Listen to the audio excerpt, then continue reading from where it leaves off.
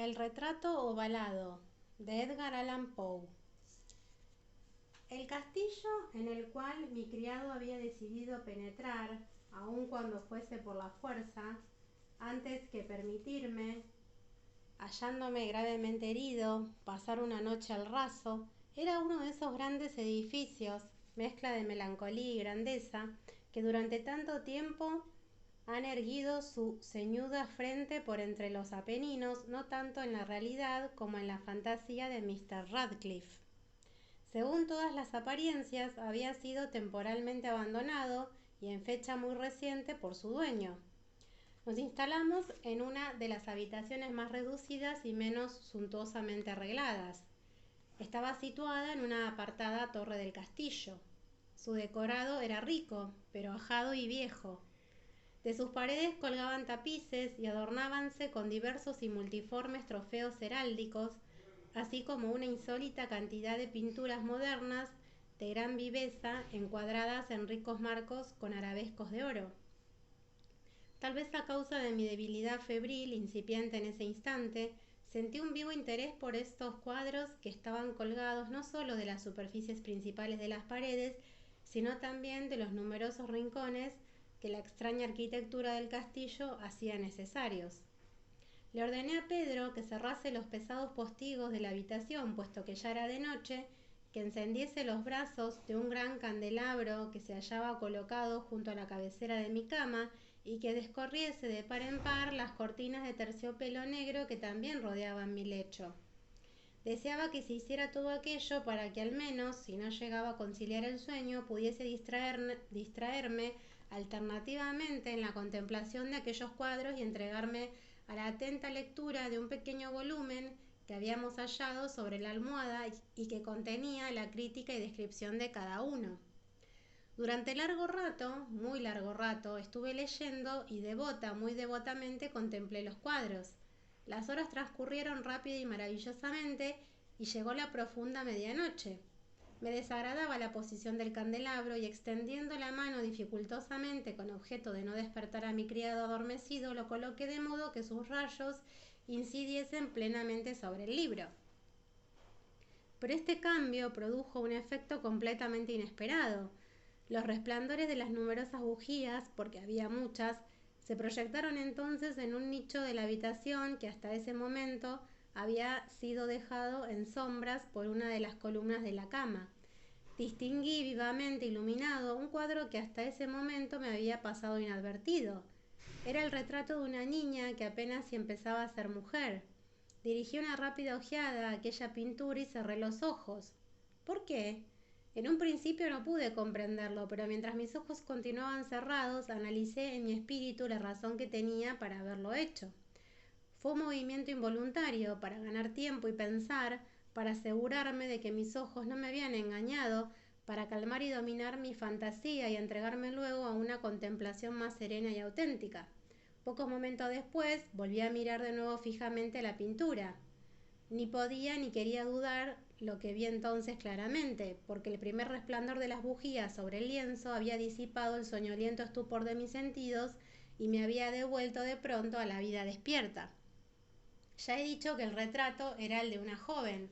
Reducíase a la cabeza y los hombros, pintados según esa técnica que suele llamarse estilo de vignette, al modo de las cabezas predilectas de Sully.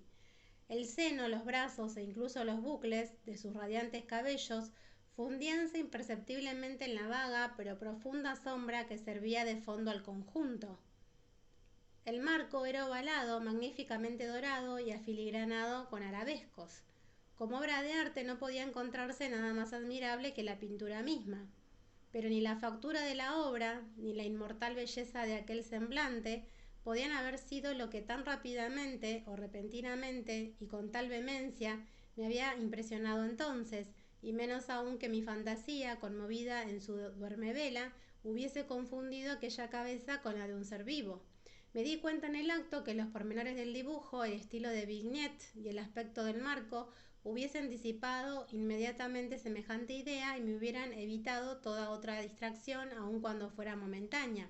Reflexionando seriamente con respecto a aquello, tal vez durante una hora, permanecí medio tendido, medio sentado, con la mirada fija en aquel retrato.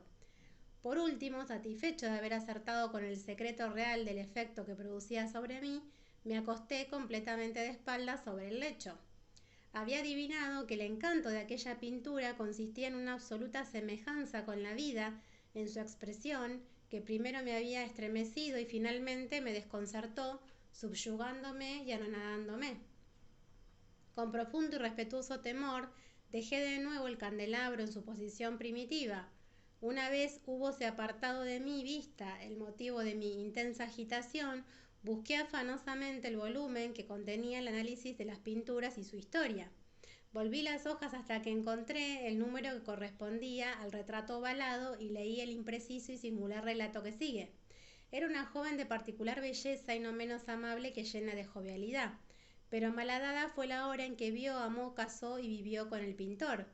Él, apasionado, estudioso, austero y teniendo ya una esposa en su arte; ella, joven, de rara belleza y no menos amable que llena de jovialidad, solo luz y sonrisa y juguetona como un cervatillo, amante y cariñosa para todas las cosas de este mundo. Odiaba solamente el arte, que era su rival. Temía solo a la paleta, a los pinceles y a otros desagradables utensilios que la privaban de la presencia de su adorado. Fue pues algo terrible para ella oír al pintor hablar de deseo de retratar también a su joven esposa, pero ésta era humilde y obediente, y dócilmente posó sentada durante largas semanas en la sombría y alta habitación de la torre, donde filtrábanse la luz sobre el lienzo solo desde arriba. Pero él, el pintor, ponía toda su afición en la obra, que adelantaba de hora en hora y de día en día, y era él un hombre apasionado, vehemente y caprichoso, que perdíase siempre en fantasías. Tanto que no quería ver cómo aquella luz, que vertíase tan tristemente en aquella torre solitaria, marchitaba visiblemente a los ojos de todo el mundo y excepcionalmente a los suyos, la salud y el alma de su mujer. Y sin embargo ella no cesaba de sonreírle sin lamentarse nunca, porque veía que el pintor, que tenía un gran prestigio, experimentaba un ferviente y abrasador goce en su tarea, y afanábase día y noche en pintar a la que tanto lo amaba, pero que a diario desalentábase más y enflaquecía. Y en verdad, quienes contemplaban el retrato hablaban en voz queda de su semejanza, como de una prodigiosa maravilla, y como una prueba no sólo del talento del pintor, sino de su profundo amor por aquella quien pintaba de forma tan excelsa. Pero hacia el fin, cuando acercábase más la obra a su término, no se dejó a nadie visitar la torre, porque el pintor había enloquecido en el ardor de su tarea y rara vez apartaba sus ojos del lienzo, ni tan siquiera para mirar el rostro de su mujer. Y no quería ver que los colores que dejaba en el lienzo los arrancaba de las mejillas de la que se hallaba sentada frente a él.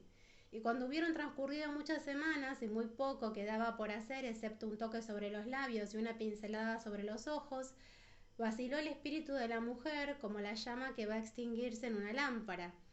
Y el toque fue dado, y fue dada también la pincelada, y por un instante quedóse extático el pintor ante la obra que acababa de realizar. Mas un momento después, cuando todavía lo contemplaba, se estremeció de horror, palideció y quedóse despavorido, y gritó en voz alta: «¿En verdad que es la vida misma?». Y volvió bruscamente los ojos a su amada. Estaba muerta.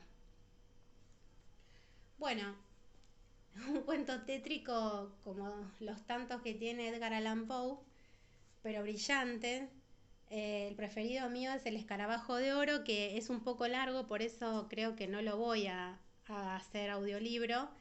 Pero bueno, puse el retrato de Marilyn porque, bueno, si bien no es una pintura de la época ni nada por el estilo, está muerta, como dice a lo último. Así que es como, en algún punto es aunar un cuento del año 1800 y pico, bueno, con Marilyn, que fue un ícono en, qué sé yo, 80 años después.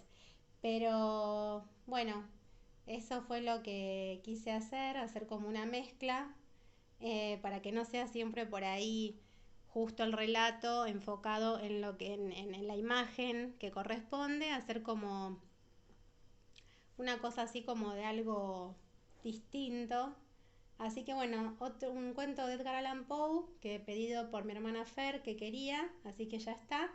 Y brillante, como les dije, Edgar Allan Poe con sus relatos, siempre así un tanto terroríficos. Y bueno, voy a subir otro más de él. Y bueno, espero que les haya gustado, como siempre les digo. Y bueno, hasta la próxima. Acuérdense de hacer comentarios si les gustó o no, de ponerme un dedito para arriba y de sumar más suscriptores si pueden, pásenlo. Y bueno, los espero la próxima. Hasta la próxima.